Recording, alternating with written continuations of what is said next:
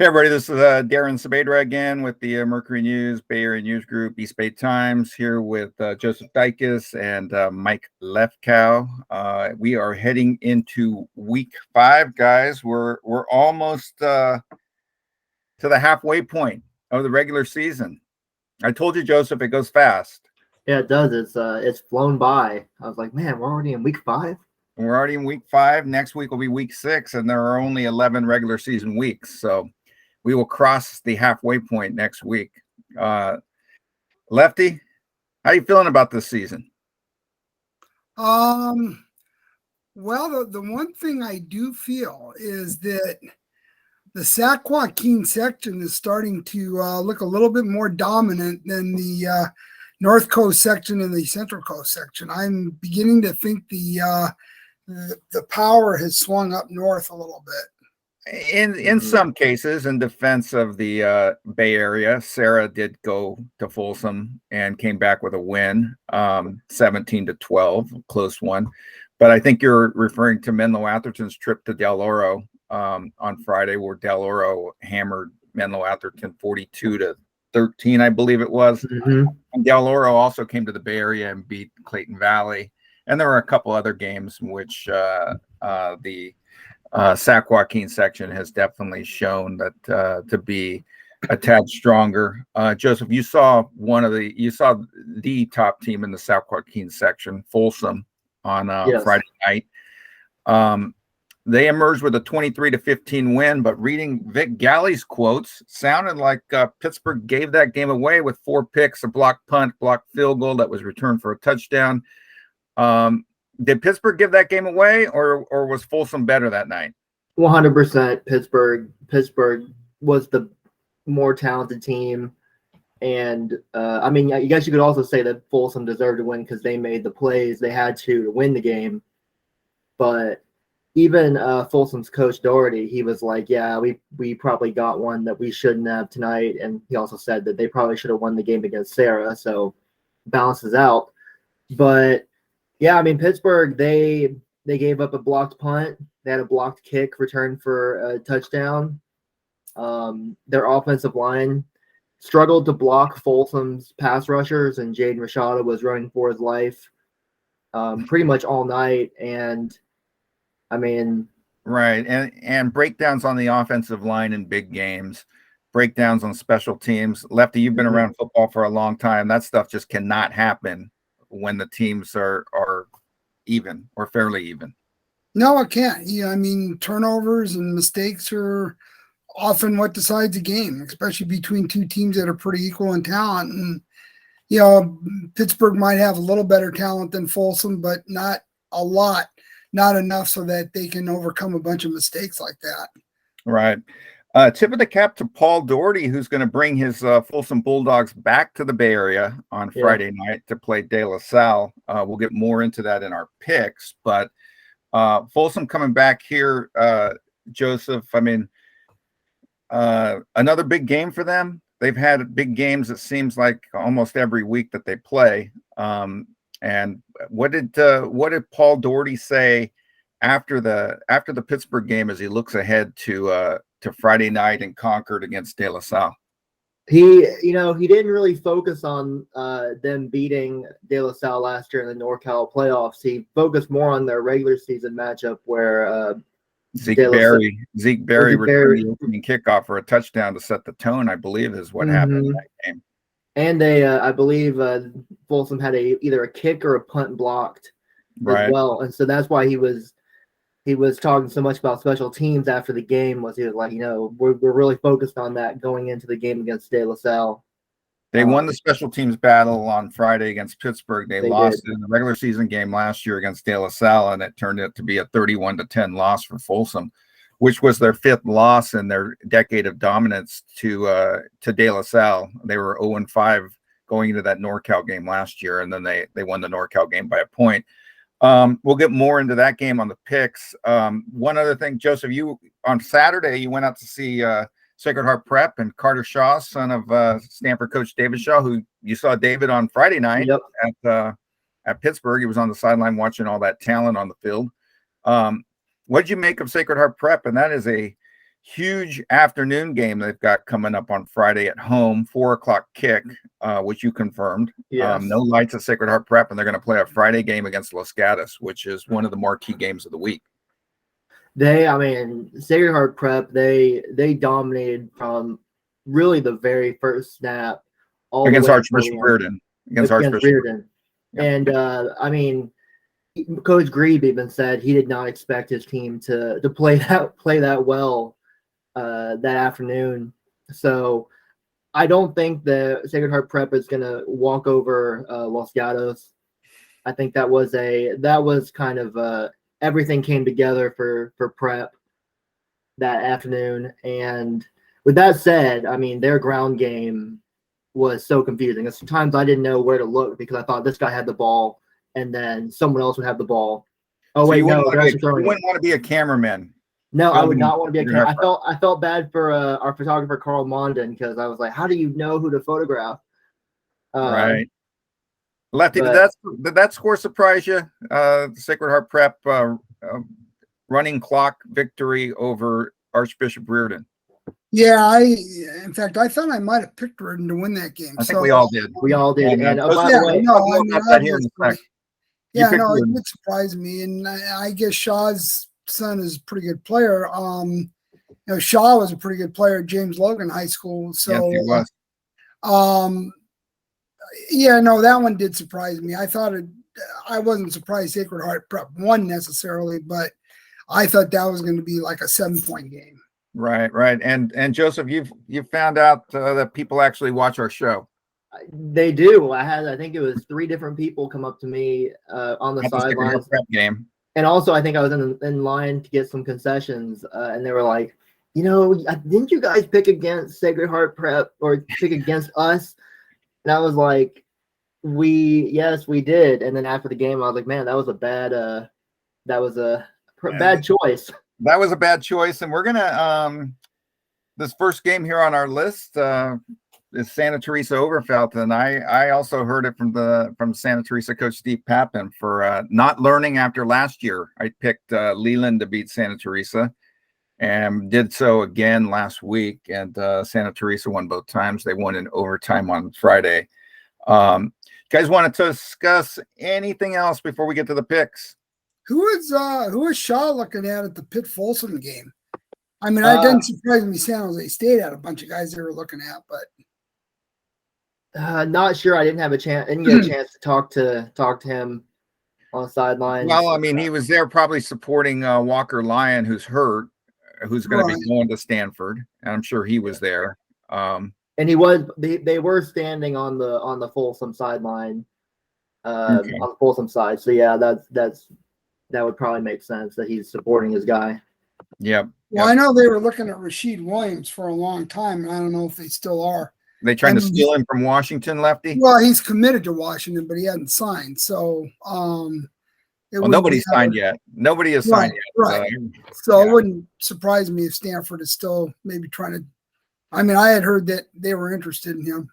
Yep. You guys ready to get to the picks? Let's go.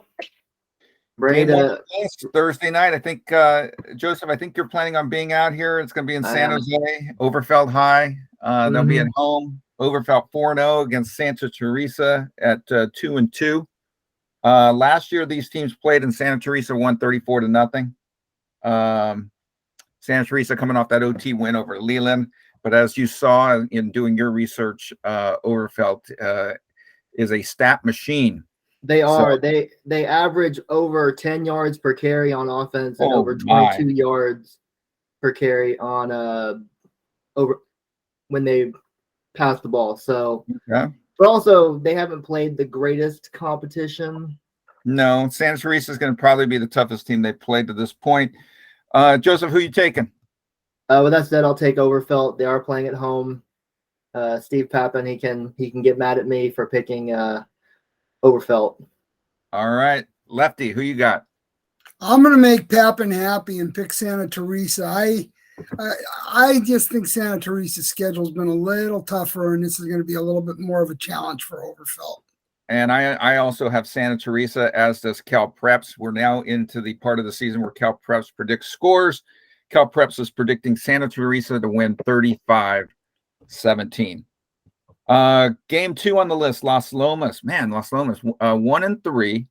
Got beat pretty bad against San Ramon Valley last week. Their only win was an impressive score against Lee. I think it was like 42-7. They're going to be traveling to play De Anza. De Anza 1-2. First meeting between these teams in the Max Preps era. I think Los Lomas just a little stronger than De Anza. I'm taking Los Lomas. Lefty, who you got?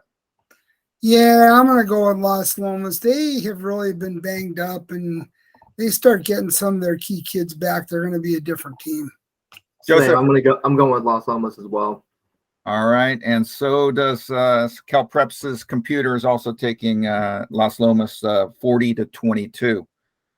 Game 3 on the list, Marin Catholic at 4-0, traveling to Antioch 1-3. Antioch had a heartbreaking loss last week to California. Looked like they had bounced. It looked like Antioch was on its way to bouncing back after getting blown out by Rockland the previous week, but they lost by a point. I think it was a late 2-point conversion. Was that right, Lefty? Yeah. Toward the end of the game. Marin Catholic, as impressive as always, blew out James Logan last week. I'm taking Marin, even though it's on the road. I'm taking Marin Catholic. Joseph? Yeah, I mean they haven't scored less than 40 points in any game this year, and I mean they're a machine. Yeah, Lefty. Yeah, I'm gonna go with Marin Catholic. They're just a little bit too strong this year. Yeah, well, Cal Preps doesn't think it's a little bit too strong. They're predicting 58-13 in this game. See that's it's not. I mean, it might be, but I think Antioch might play them a little bit closer than that. I don't think it'll be a running clock. That's bulletin board material. Yeah, I was gonna say that's kind of disrespectful by the computer. I don't know what the computer was thinking, but 58-13. I think it's gonna be closer than that. Yeah, no, I don't think it'll be more than. I don't think you'll ever see a running clock in that game. All right, we're gonna mark that down because you're the king of predicting running clocks. Oh, I love running clocks. There. Game 4 on the list, Archbishop Reardon, the team that Joseph just saw at 2-1, traveling to Valley Christian at 1-2. Valley had an extra week to prepare for this game. I think that's going to help. I think Mike Machado, I mean, he's been doing it forever. His team is 16-1 against Reardon in the Max Preps era. They're playing at home. I'm taking Valley Christian to win this game. Lefty, who you got? Yeah, I'm going to go with Valley Christian in this one. I think Reardon's going to be an improved team, but maybe not quite ready this year. Joseph? I'm going to go with Reardon. I talked to Coach Ralph Potty after the game, and he said he's trying to make sure that his team doesn't fall apart, or maybe not fall apart, but it doesn't slip up after losses. So this will be a test for their team. I'll go with Reardon. Cal Preps is going Valley, 31-21. Game 5 on the list, Mitty. 3-0, one of the pleasant surprises of the early season, traveling to Kezar Stadium to face Sacred Heart Cathedral. Sacred Heart is 2-1 with the only loss to Palma, a team that Mitty beat to open the season. Sacred Heart Cathedral won this game last year, 27-16. Joseph, who you got? I'm gonna go with Mitty. They have Danny Scudero and Ben Kim. 2 really good wide receivers, and I think they'll make the difference against Cathedral. Cathedral. Okay. Lefty? I'm going to go with the Monarchs. I think they knock off Sacred Heart Cathedral. And I'm going with Mitty as well, and so is Cal Preps. Cal Preps is predicting 28-10 for Mitty. Game 6 on the list, the Battle of Pleasanton. Amador Valley at 2-1, traveling to play Foothill, 2-2. Both teams have played El Cerrito. Amador Valley lost to El Cerrito 7-3, and Foothill just lost to El Cerrito last weekend 35-7. Amador Valley is 5-11 against Foothill in the Max Preps era, which goes back to 2004. And Foothill won the game last year, a thriller, 21-17. Lefty, who you got? I'm going to go with Amador Valley. I think this is going to be a real nail biter, but I'm going to take the Dons. Joseph? Oh man, I went back and forth on this one. I'll agree with Lefty. Amador Valley. It looks like we're all going to Amador Valley, and it's a clean sweep because the CalPreps computer predicts 21-17 for Amador Valley, which is about the score that I see. I think it's going to be close, 21-17. Oh yeah, I think it's going to be a good game. Game 7, Heritage 4-0 with Devin Rivers. 4 200-plus yard games for Mr. Rivers. They're going to be traveling to Union City to play James Logan, and as we noted earlier, James Logan coming off a bad loss on the road against Marin Catholic. I'm taking Heritage to go to 5-0. Joseph, who you got? Yeah, I'm gonna go with Heritage. I want to see if Devin Rivers can have another 250-yard game. He's averaging that much per game every game. So yeah, I want to see if he can keep it up. He's quite a get for Fresno State. Yes. Lefty? I'm going to take Heritage, but I'll tell you what, Logan needs to show something in this game. They're at home. Heritage is a good team, but Logan has got athletes, and they've got to show a little bit. They better show up. Yeah, this can't. If they get slaughtered, that's going to be a bad look. I have Heritage winning. I don't think it's going to be as bad as the CalPreps computer predicts. They're saying Heritage by 3 touchdowns, 40-19. I think it's going to be a little closer, but I can see a double-digit win. I can see like 10-14. I think Logan really needs to keep this within single digits.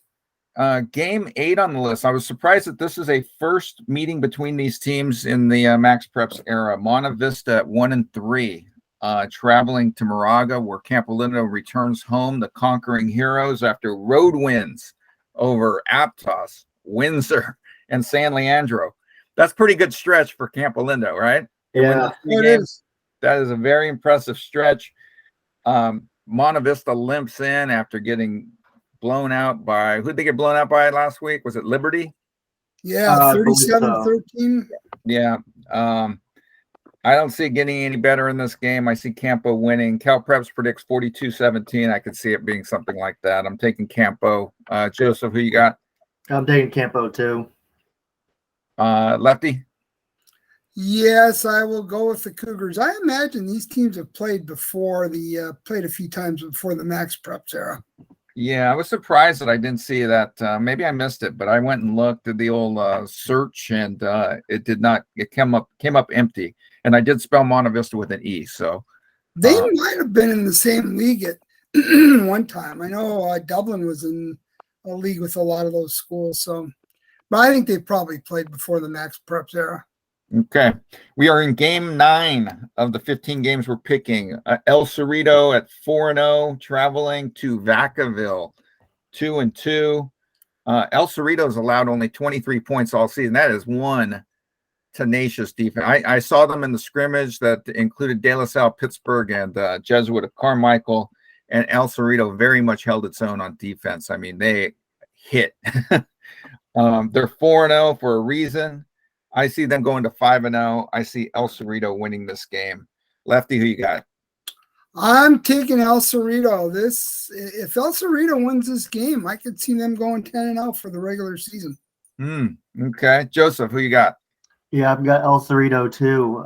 They have a pretty good offense too. That Tony McAdoo, pretty good running back. Now, what does the computer say though? And the computer says 24-7, El Cerrito. I mean, Vacaville's a good program. This is not going to be a walk in the park. I mean, this is going to be a tough, hard-hitting game. Yeah, no, I agree. But I mean, I think this is El Cerrito. They win this game. You look at the rest of their schedule; they got a definite shot at 10-0 this year. All right. From here on out, guys, these games are going to get a little bit tougher in most cases. Game 10 on the list: St. Ignatius at 1-2, going to Bellarmine 1-2. They're going to play obviously at San Jose City College, where the Bells play their home games. SI with losses to Jesuit 17-7 and St. Mary's of Stockton, which St. Mary's obviously is loaded this year, and St. Mary's of Stockton beat SI 49-20. Bellarmine with losses to MA and MAC, both on the road. Bellarmine's 11-6 against SI since 2004, and Bellarmine won last year 23-10. This was a tough one for me to pick, but I'm going to go Bellarmine to win at home. Lefty, who you got? I'm going with Bellarmine. Joseph? Yeah, I don't think I've picked against Bellarmine so far this year, so why not pick him again? All right. Well, the computer's picking against them. Computer's picking SI to win 26-22. So we'll see what happens there. That's Friday night at San Jose City. Friday afternoon in Atherton, Sacred Heart Prep on its beautiful campus will be at home to play Los Gatos, 4:00 kick. These teams are 1-1 in the Max Preps era. I saw one of these games. It was a CCS semifinal game when Ben Burkervin was starring for Sacred Heart Prep before he went on to become a star at the University of Washington, where didn't he win Pac-12 Defensive Player of the Year, Lefty? Yeah, he was Pac-12. I think the year before that, Vita Vea for Washington was Pac-12 Player of the Year. Former Milpitas star. Maybe the schools down here should start recruiting some of those kids. Some of these guys. Sacred Heart Prep in the game that I saw back in 2014 with Ben Burkervin beat Los Gatos 28-21 and went on to win the CCS Open Division Championship that year. A great team.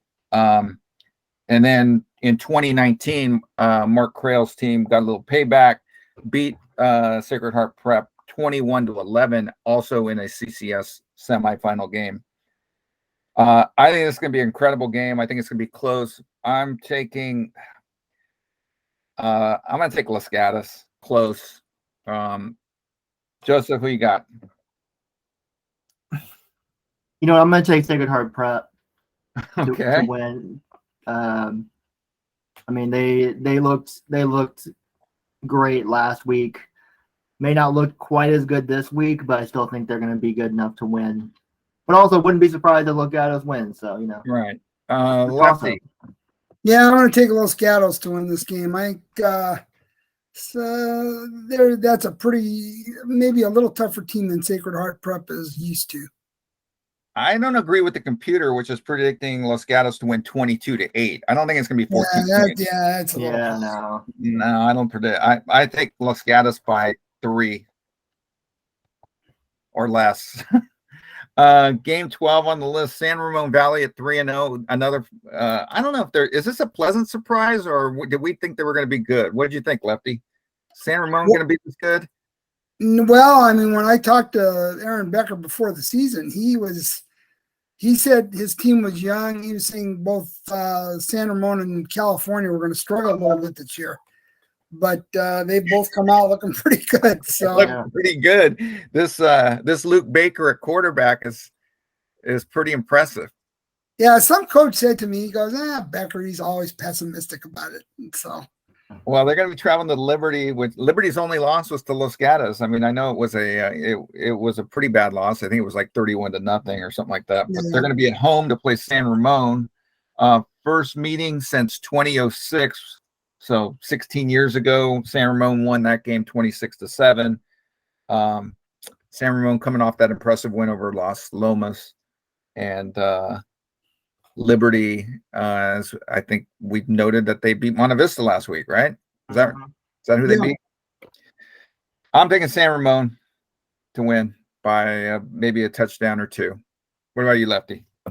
I'm going to go with the Wolves, but this is a game, the new coach at Liberty. We'll find out a little bit more about him. Cable at Liberty. Yeah, I'm going with San Ramon Valley, too. It's hard to beat a team with a quarterback who's completing 77% of his passes.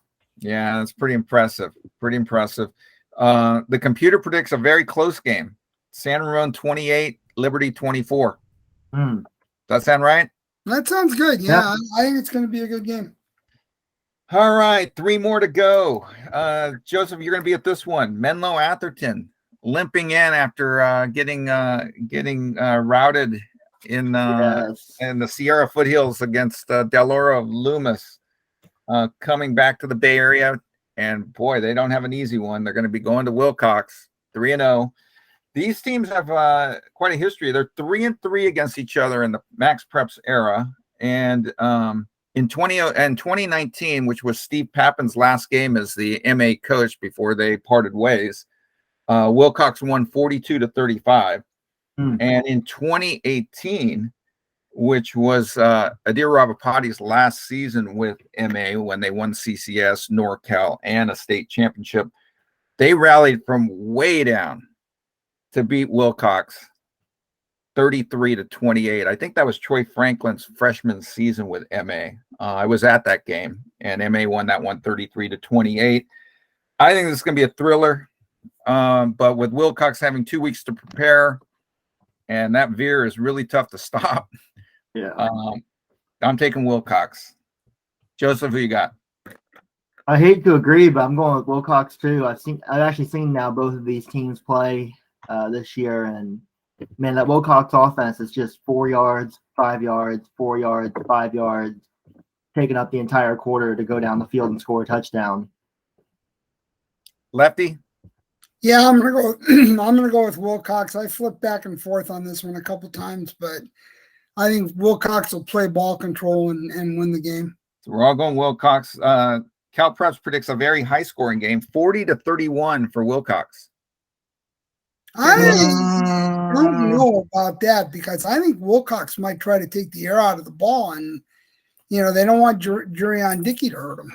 Yeah, I could see like 21-17 kind of a game, not 40. All right. Game 14 on the list. So only 2 more to go. Serra, our number 1 team, going to St. Francis. These teams played epic games last year. I mean, one was a blowout. St. Francis went to Serra and blew out the Padres as Viliami Teo ran for 344 yards and 45 carries that afternoon. But then Serra got the last laugh 3 weeks later, edging the Lancers to get the invite to play Mater Dei for the Open Division State Championship. These teams have gone kind of in opposite directions to start this season. Serra with wins over Folsom, De La Salle, and Central Catholic. St. Francis with a win over Central Catholic and losses to Monterey Trail and De La Salle. So this one I'm taking Serra. I mean, I think they're the better team. Lefty, who you got? Yeah, I'm going with Serra. I think they might be as good as any team in the Bay Area this year. Yeah, I'm going with Serra. The last time I talked to Serra after their Central Catholic game, they talked about how defensive players at least talked about how they remembered Teo running them over in the regular season match, and they're like, that's not going to happen again. So no, because he's not there. He's a San Jose State. Exactly. The last one on the list. Patrick will remind him a few times. So. Before we get to the last one on the list, Cal Preps predicts Serra to win 34-6, and that might sound right. Yeah. Similar to the De La Salle score. Yeah. So wait, Lefty, you're not predicting a running clock though? No, because the game is at St. Francis, so I think I'll hold off on there. But I mean, it wouldn't surprise me. Now, would it surprise you if on Friday night we find out that St. Francis pulled off the upset? Yeah, that would to me would be quite a stunner. I mean, I think, like I've said before, would you be more stunned if St. Francis wins this game, or as stunned as you were that Serra came back after getting blown out at home and beating St. Francis 3 weeks later in the CCS championship?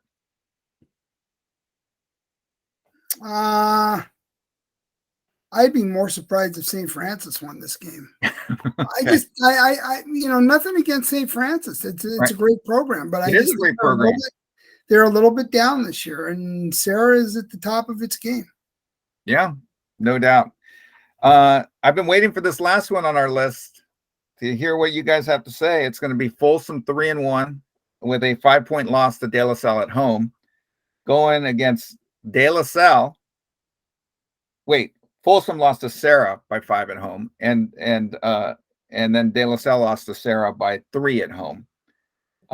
These teams played twice last year, as we noted. It was 31-10 up at Folsom in the regular season. It was an October game. I remember being there, and then I also remember being at the game for the regional championship.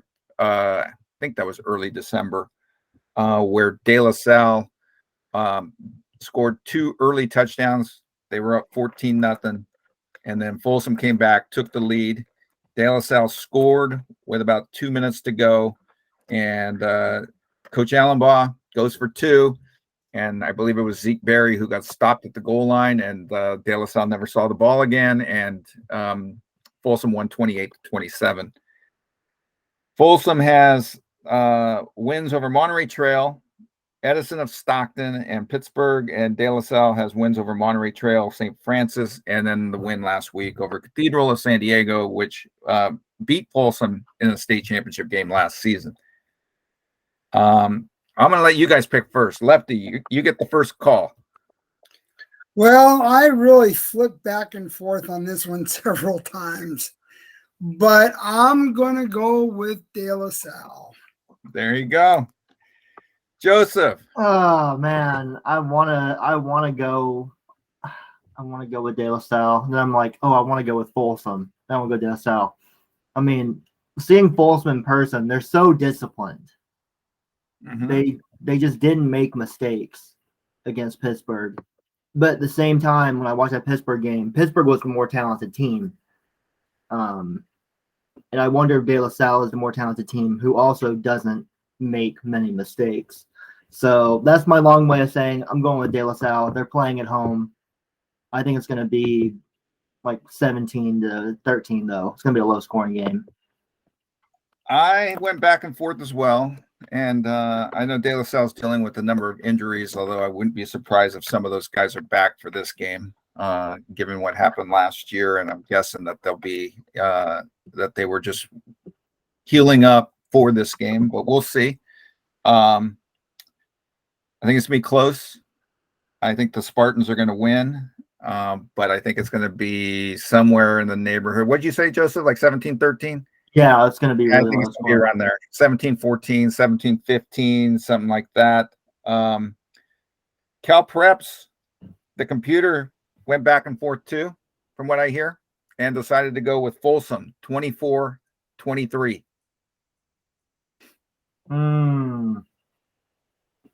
Yeah, I could see that. I mean, that doesn't that's not an outrageous pick.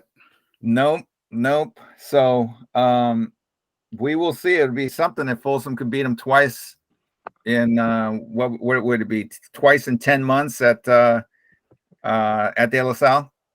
Yeah, that would be pretty impressive. So, guys, anything else to add before we wrap this one up? It was a good show today. Folsom beats De La Salle, then we can say the De La Salle mystique is gone. Somebody wrote that. I don't remember who it was, but somebody wrote that a couple weeks ago. Yeah, I wonder who that was. Yeah. Looked kind of silly since then. They've won 2 in a row since. Right. Fired them up. Yep. Great show, guys. Check us out, mercurynews.com, Bay Area News, or mercurynews.com, eastbaytimes.com. Check out the Bay Area News Group rankings and all kinds of good stuff. Game coverage throughout the weekend, our always popular high school football roundup. Make sure to vote for Athlete of the Week. The polls are up and alive and well until 5 p.m. Wednesday when we take them down. Get your nominations in. Somebody said that we missed somebody. Well, we didn't get a nomination for that person either. So you can nominate high schools at BayAreaNewsGroup.com. All one word, high schools at BayAreaNewsGroup.com. We take nominations until 11 a.m. each Monday from competition over the previous week. So if let's use this weekend as an example, anything that happens between Monday and Saturday of this week, let us know who did what at highschools@BayAreaNewsGroup.com by 11 a.m. each Monday, and you will likely be included among candidates for Athlete of the Week. Lefty, any parting shot? No, I'm looking forward to that De La Salle Folsom game. I think it's going to tell a lot about. I'm going to harp on the strengths of the sections. A lot on the line. I'm looking forward to a lot of games this weekend. I'm looking forward to that MA Wilcox. I'm looking forward to Los Gatos and Sacred Heart Prep, Bellarmine SI. There's just a number of games I'm looking forward to. But one game, that El Cerrito Vacaville game. I'm looking forward to that one. Tops on my list, though, is the one that I'll be at, the Folsom De La Salle game. Joseph, what are you looking forward to before we wrap this up? Definitely looking forward to that Wilcox MA game. I think, as you remember, me and you, we circled that game before the season even started. Right. We're like, yeah, this is the game we got to be at. And by the way, high school football coaches and assistants, Darren mentioned the email address for Athletes of the Week. If you want to send your scores and some information about your games, please do that. That would be a great help. If you just wanted to send a paragraph or two about how your team did, who played well on Friday nights, that we can get that in the roundup as well. Some coaches do it every week. Shout out to Fremont of Sunnyvale. They've been sending stuff in, and they've been getting in the roundup every week because we get their email. Nice little write up, and credit to the coach. He also notes a couple of guys from the other team who did something in the game. So it's not all about your team. So give a shout out to both, and we'll give a tip of the cap. So anyhow, let's wrap this up. Thanks, guys, and we'll see you back next week. We will. See ya.